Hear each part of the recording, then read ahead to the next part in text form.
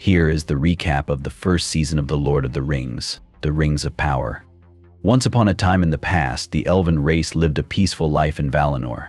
But one day someone like a demigod named Morgoth decided to break this idol and took away the elves' light. After that, their best warriors left their home and sailed to Middle-earth to fight back against the new enemy. Humans and elves united, but the war continued for centuries. Eventually Morgoth was defeated, but his right-hand man named Sauron survived, and hordes of orcs scattered across Middle-earth. Centuries have passed, the elves have settled in these lands, and a squad led by Galadriel is still searching for traces of Sauron. The girl vowed to find the villain who killed her brother, but many years of searching have not been successful. In distant lands, Galadriel again finds only traces of Sauron's presence, and her subordinates refuse to go further, as they believe it is all for nothing. They then return to Lindon, the capital of the elves. Galadriel meets her friend Elrond and informs him that Sauron is still here somewhere.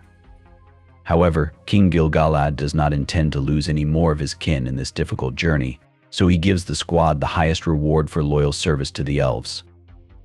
They will have to return to their native lands of Valinor, where they will find long-awaited peace. Let me clarify, Valinor is something like heaven on earth for them. Galadriel has no intention of backing down and jumps off the ship when they have almost reached Valinor.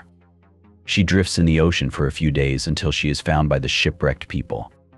Soon they are attacked by a sea monster. Galadriel and a man named Halbrand are left alive. The girl sees an unusual pendant on his neck and guesses that he is a descendant of the kings of the southern lands. Soon they are found by a Númenorian ship and brought back to their country.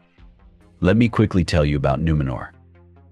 In the past, the people who helped the elves overthrow Morgoth were rewarded. The gods granted them these vast lands surrounded by an ocean, as well as longevity, almost twice that of ordinary people. But they forbade them to sail westward to Valinor, to the immortal land of the elves. Galadriel and Halbrand stand before the Queen Regent Miriel. Soon she shows the elfess a palantir, a magical artifact capable of showing the future. Galadriel touches it and sees all of Númenor sinking beneath the water column. Miriel knows of this prophecy, and the fall of their kingdom in the visions begins with the appearance of Galadriel, but for what exact reason it will happen no one knows. The elfess asks Captain Elendil to escort her to the oldest library in their land, and there she learns that Sauron's mark is actually a map. Sauron's plans have something to do with the southern lands of Middle-earth. She tells this to the queen and asks her to send her army there to protect the local people. She also tells her that Halbrand is a descendant of the kings of the southern lands and their country will be indebted to Númenor, after which they begin to gather an army. Captain Elendil's son, named Isildur, the son of Captain Elendil, also goes on this journey. Meanwhile, in the southern lands, the elves control the settlements of the local people, as their ancestors swore an oath to Morgoth in the past. However, Arondir sees the good in the humans, and is even in love with the herbalist Bronwyn. Soon her son named Theo finds a broken magic blade, and just at that time the lands are attacked by orcs. The people flee to an old fortress to defend themselves against them, and Arondir tries to make sense of what is happening. The man is caught and forced to dig tunnels and trenches with other captured elves and humans. Mind you, orcs are not able to be in the sun. Subsequently, the prisoners attempt to escape, but all of them except Arondir are killed. He is brought to the leader of the orcs, who turns out to be an elf named Adar. He tells Arondir that his army just wants to survive and make a home for themselves in these lands. He then releases Arondir and demands that he tell the humans to swear allegiance to him. The elf reaches the fortress and says that they need to defend themselves, but some people leave to join the orcs. It turns out that Adar is looking for the very sword that Theo has, and when he finds out where it is, he attacks the people who have not sworn allegiance to him. The main characters have to leave the fortress and keep the defense in the village, but the orc army is too big. Having killed the militia, Adar demands the civilians to give him the sword. To save his mother, Theo gives up the blade. The orcs are ready to slaughter the remaining humans, but the Númenorian army rushes in. They easily defeat orcs and take Adar prisoner. Galadriel believes that he is Sauron, but he swears that he killed him with his own hands. At that moment, Adar's henchman inserts the same sword into a special keyhole, which breaks the dam, and the southern lands begin to flood. The same tunnels and ditches direct the flow to the dormant volcano, which awakens and turns the blooming lands into the wasteland known to us as Mordor. Now orcs can exist here without fear of sunlight. The wounded army of Númenor and the main characters leave these lands. However, Isildur's son of Elendil disappears somewhere, and Halbrand is badly wounded, so Galadriel decides to take him to the elves to heal him. She also tells Queen Muriel, who has been blinded by the eruption, to return to Númenor and prepare an army to fight the orcs in Mordor. She herself also promises to bring an elven army as well, after which she heads to her homeland with Halbrand. Meanwhile, Muriel returns to Númenor and learns that her father, the old king, has died.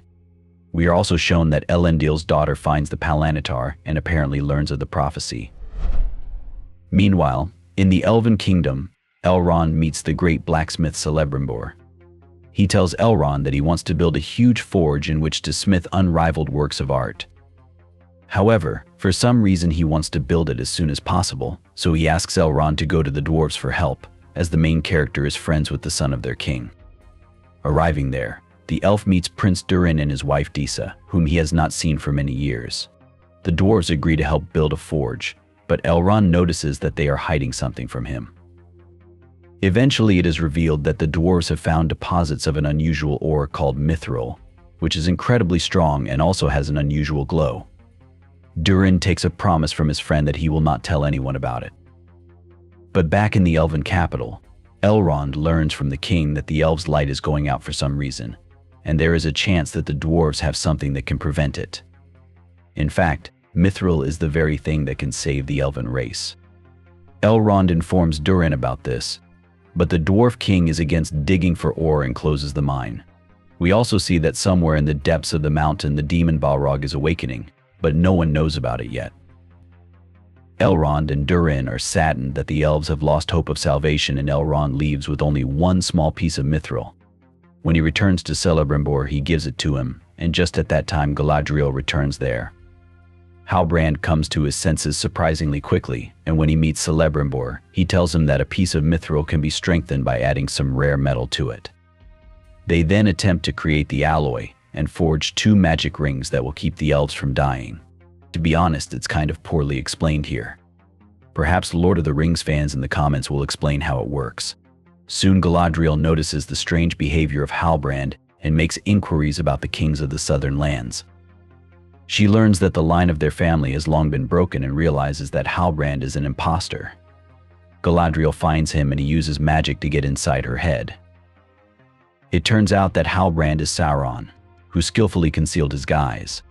He tries to convince Galadriel that together they can rule the world if they unite, but she refuses him and the villain escapes to Mordor. Galadriel decides to break Sauron's plans. She tells no one who Halbrand really is, though Elrond guesses. Then they decide to forge 3 rings, instead of 2, to create some harmony. In parallel, we are also told the story of the Harfoots. This short people leads a nomadic life and tries to hide from all dangers. A young girl named Nori sees a meteorite fall at night.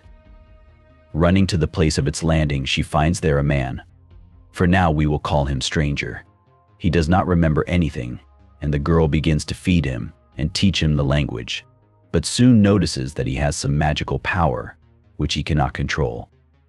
Winter is coming soon, and a village of Harfoots must travel south to stay warm. Nori's father injures his leg and can't pull the cart.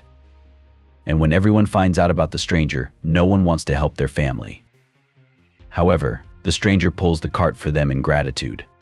Soon the Harfoots are attacked by wolves and the man uses his strength to drive them away, after which the small people begin to trust him.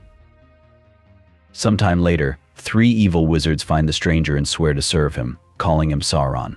The man, not knowing who he really is, does not resist them. He accidentally uses magic and the trio puts him into a dream. The Harfoots try to help the stranger, believing him to be good, and the wizards mortally wound the village leader. However, the stranger wakes up, stands up for his friends, and uses magic to banish the trio from this world. The next day, he decides to leave the village of the Harfoots to find out who he really is and to learn to control his powers. Nori goes with him, and the stranger utters a phrase that hints to us that he is Gandalf himself. This is the end of the first season. Don't forget to subscribe to the channel and click the like button. Thanks for watching. Goodbye.